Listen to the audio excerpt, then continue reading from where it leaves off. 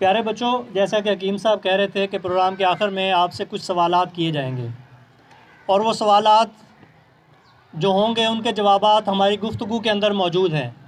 जैसा कि मैं आपको बता चुका हूँ कि स्मोग क्या होती है, कैसे पैदा होती है और इसके नुकसानात क्या क्या होते हैं, और इसी तरह कि इसको हम किस तरह रोक सकते हैं।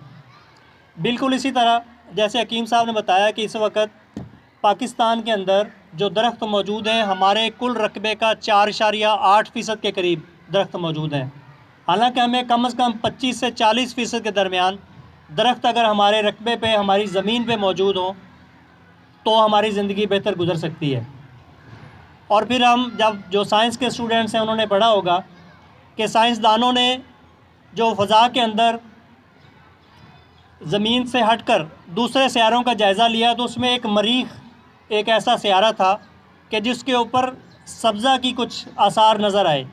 ऐसा लग रहा था कि यहाँ पे सब्ज़ा मौजूद है, यहाँ पे दरख्त मौजूद हैं, ग्रीनरी मौजूद है।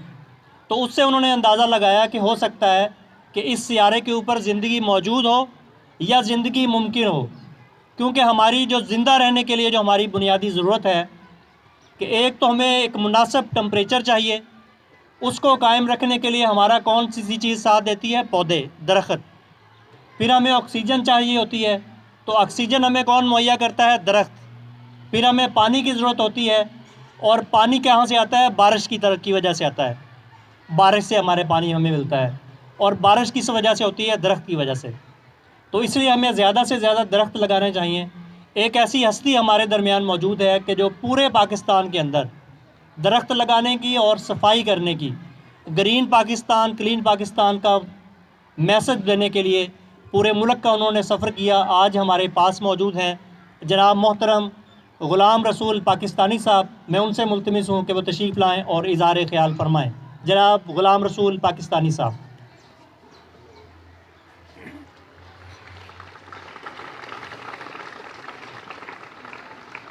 बिस्मिल्लाहिर्रहमानिर्रहीम।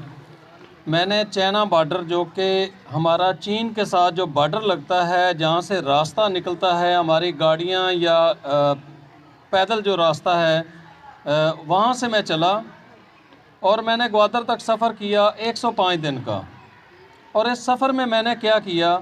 मैंने ये किया कि जहाँ पर आप लोग भी ट्रिप लेके जाते हैं, मरी कभी चले गए, कभी नारान, कभी कागान, कभी कालाम, कभी स्वात, कभी किसी जगह पर चले गए, तो वहाँ पर हम जाकर क्या करते हैं? बहैसियत पाकिस्तानी कौम में आप लोगों को सामने वो रखने की कोशिश कर रहा हूँ कि हम जहाँ पर खाते हैं, पीते हैं, कचरा अपना वहीं पर फेंक के आ जाते हैं, और जब हम वहाँ पर पहुँचते हैं तो कहते हैं सुभान अल्लाह, ये बड़ी खूबसूरत जगह है, बहुत साफ़ जगह है। लेकिन वहीं पर जहाँ पर हम चंद घंटे गुजार लेते हैं, जब वापस आते हैं तो वो कचरे के ढेर में तब्दील हो चुकी होती है।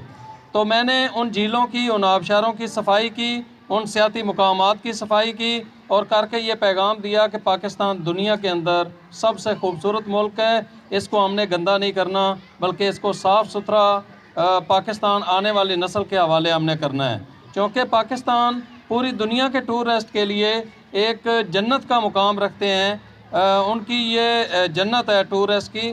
पूरी दुनिया से लोग आ रहे हैं और आकर अपनी इन खूबसूरत मुकामात को वो देखते हैं, जिसमें कश्मीर, KPK और गिलगित बल्तिस्तान की वो झीलें, आबशारें और वो पहाड़ हैं और वो वादियाँ हैं। लेकिन हम वहाँ पर उनको तेज़ी के साथ गंदा कर रहे हैं। अल्लाह ना करे हमारी इस गंदगी फैलाने की वजह से कहीं वो दुनिया से आने वाले टूरिस्ट इस हमारे मुल्क को गंदा ही ना कहना शुरू कर दें। तो एक तो हमने अपनी सफाई का ख्याल रखना है। दूसरा, मैंने पूरे पाकिस्तान के टूर के दौरान मैंने पौधे लगाए हैं। पौधे क्यों लगाए हैं? सिर्फ़ इसलिए कि दरख्त हैं तो हम हैं, अगर दरख्त नहीं है तो हम भी नहीं हैं। अल्लाह रब्बुल इज़्ज़त ने ये ज़मीन दरख्तों के साथ हमारे हवाले फरमाई थी। जब हम पैदा हुए हैं, जब हमारी आँख खुली, जब हमने होश संभाला, तो चारों साइड में दरख्त थे। हमारी नहरों के ऊपर दरख्त थे, दरियाओं के ऊपर दरख्त थे, हमारी सड़कें दरख्तों से भरी हुई थीं। अब क्या सूरत हाल है? ना नहरों के ऊपर दरख्त हैं, ना सड़कों के ऊपर हैं, ना रेलवे ट्रैक पर हैं, ना दरियाओं पर हैं, जिसकी वजह से इस साल पाकपतन के अंदर एक भी बारिश नहीं हुई है। और उसका नुकसान क्या हुआ है कि 15 से 20 फुट पानी नीचे चला गया है। जो पानी के ज़खायर हैं उनको हम तेज़ी के साथ ज़ाये कर रहे हैं। इस्तेमाल उसका मुस्बत नहीं कर रहे हैं बल्कि उसको ज़ाया कर रहे हैं। आप में से भी बहुत सारे बच्चे अपने मोटरसाइकिल को धोने के लिए 3 से 4 ड्रम पानी लगा देते हैं। तो हमने इस पानी की कदर करनी है, ये अल्लाह की अजीम नेमत है।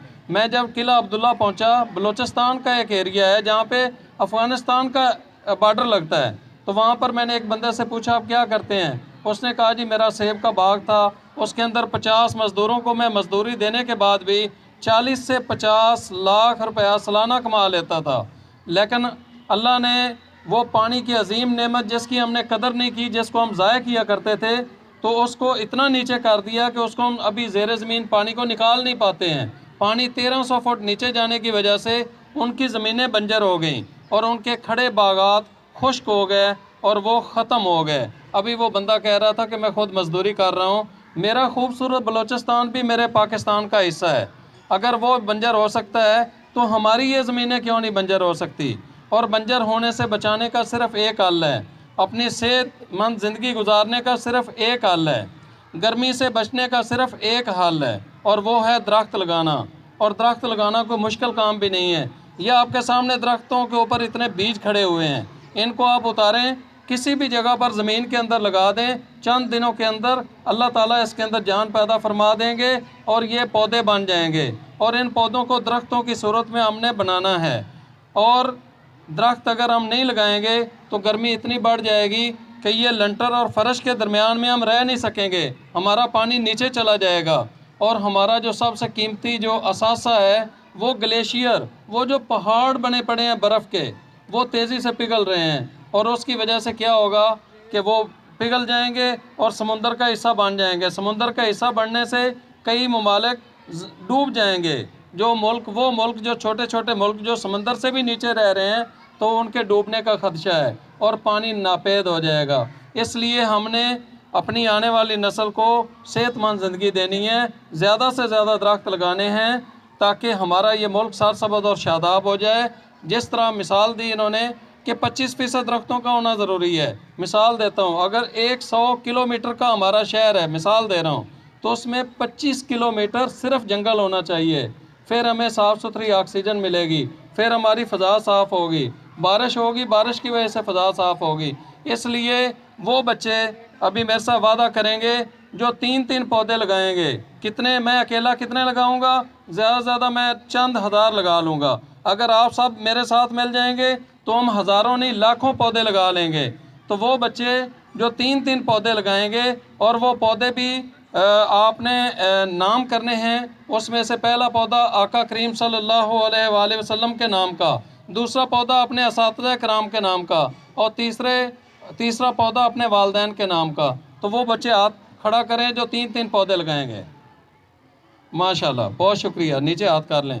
आप में से वो बच्चे जो गांव के रहने वाले हैं, हम टाली के पौधे, शीशम के पौधे हज़ारों की तादाद में यहाँ पर तकसीम करने वाले हैं। तो आप लोग अपनी ज़मीनों में लगाने के लिए जितने आप लोगों को पौधे चाहिए हो अपने असातिज़ा इकराम को बता देंगे, इंशाल्लाह हम आपको वो पौधे भी गिफ्ट करेंगे। बहुत शुक्रिया, अस्सलाम वालेकुम। जी व्यूअर्स, अगर आपने अभी तक हमारा चैनल सब्सक्राइब नहीं किया तो सब्सक्राइब कीजिए और साथ में दिए गए घंटी के बटन को ज़रूर दबाइए ताकि अपडेट्स आपको बाकायदगी से मिलती रहें।